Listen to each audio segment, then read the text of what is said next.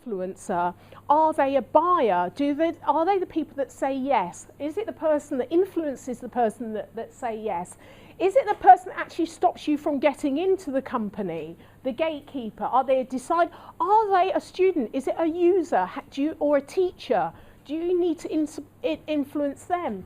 Is it someone that's in the procurement department? They specify what type of product they want, all of the details of the product, how they want to actually use it.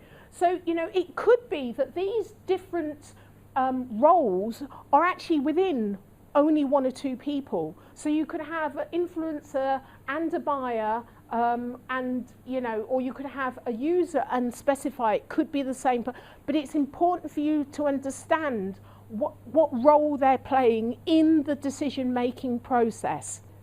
Often gatekeepers feel that they've not been listened to, or they've been sidelined, or there's some kind of political game playing that's going on behind that. So it's often worthwhile to try and find out, not get involved in it, but try and find out really, you know, what's the reason for it? Why are they, you know, there may be things that you can't overcome, but there's usually a reason for it. They may not like you.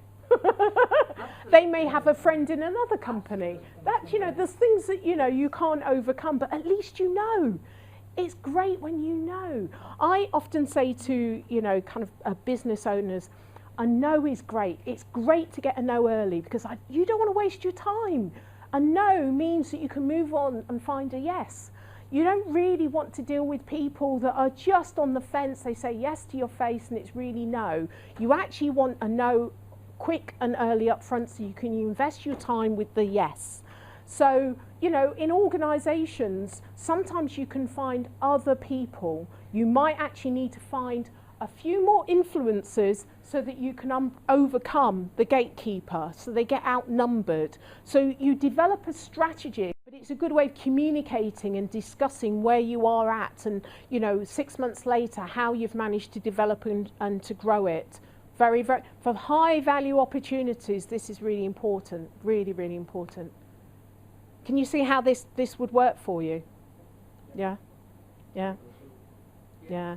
I'm sure a lot of you in 6 months' time are going to be saying, you know, exactly the same thing as Dan, as how important this is.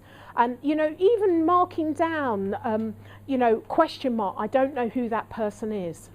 But it means then you've got to fill that box. You've got to find out who that person is. Identify the people in the organisation that you know.